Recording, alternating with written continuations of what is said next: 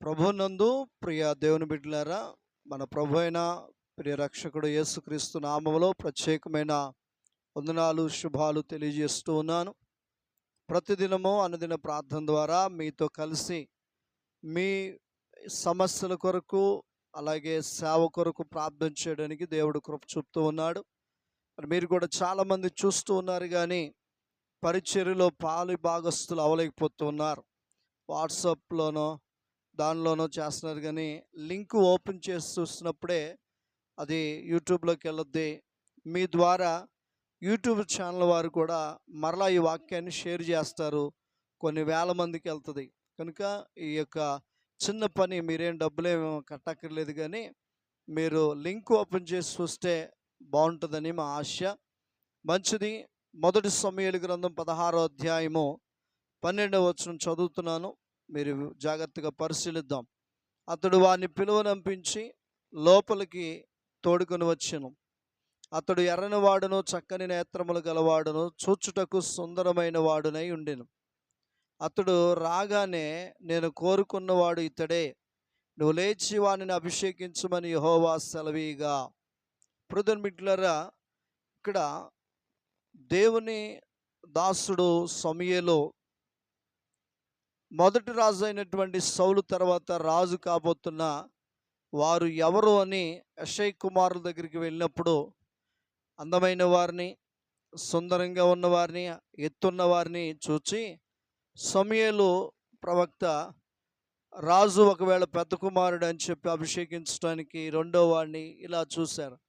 ఇప్పుడు దేవుడు వీరు కాదు అని చెప్పారు. మరి ఎవరు అన్నప్పుడు కడసరివాడు చివరివారు గొర్రెల దగ్గర ఉన్నాడు అన్నారు. పిలువనిపించాడు. పిలిచి రాగానే వెంటనే సమూయేలు ప్రవక్తతో దేవుని స్వరం వినపడుతుంది. ఏమని? ఇదిగో ప్రియమిత్రులారా, నేను కోరుకున్నవాడు ఇతడే, నువ్వు లేచి వానిని అభిషేకించమని యెహోవా సెలవీగా.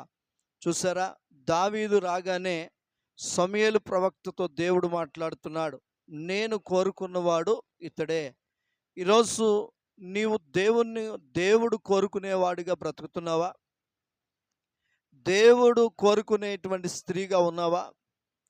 దేవుడు కోరుకునే పురుషుడిగా ఉన్నావా? నీ జీవితంలో అలాంటి సాక్ష్యాన్ని పొంది ఉన్నావా? ఉన్నది గొర్రెల దగ్గరే కానీ, ఉన్నది చిన్న స్థాయిలోనే కానీ, దేవుడు కోరుకునేటువంటి మనిషిగా మనసు కలిగిన వాడు దావీదు. ఈరోజు నీవు కూడా దేవుడు కోరుకునేవాడిగా ఉండగలిగితే నిన్ను కూడా దేవుడు అభిషేకిస్తాడు. ఎలా అభిషేకిస్తాడు? దావీదును రాజుగా అభిషేకిస్తే నీ పేటలో, నీ వీధిలో ఒక అద్భుతమైన కుమారుడిగా, అద్భుతమైన కుమార్తెగా అభిషేకిస్తాడు. ఈ మాటలు అర్థమవుతున్నాయా? కనుక ఈరోజు నుంచి నేను చెప్తున్నాను, దేవుడు కోరుకునే వ్యక్తిగా నువ్వు ఉందువుగాక, దేవుడు కోరుకునే వ్యక్తిగా నువ్వు తయారవుదుగాక. అలాగని ఉండినప్పుడు దేవుడు ప్రవక్తల ద్వారా నిన్ను అభిషేకిస్తాడు. నీవు అనేక జనాంగాన్ని ఏలేవాడిగా ఉంటావు.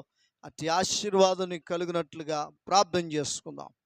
పరిశుద్ధుడా, ప్రేమ కలిగిన దేవా, ఈ ఉదయకాల సమయంలో చక్కటి వర్తమానం ద్వారా మాతో మాట్లాడావు. గొర్రెల దగ్గర ఉన్న దావీదుని రాజును చేయడానికి అభిషేకించావు. అలాగనే ఎందుకు పనికిరాని మమ్మల్ని వాడుకోవటానికి సిద్ధంగా ఉన్నావు. మమ్మల్ని ఇంకా బలపరచని, స్థిరపరచని, ప్రతి చీకటి బ్రతుకును దూరపరిచి మమ్మల్ని అభిషేకించమని, ఈ వాక్యాన్ని వింటున్న వారిని కూడా అభిషేకించి దీవించమని యేసు నామములో అడుగుచున్నాను తండ్రి. Amen. God bless you. Thank you all. అందరికీ వందనాలు.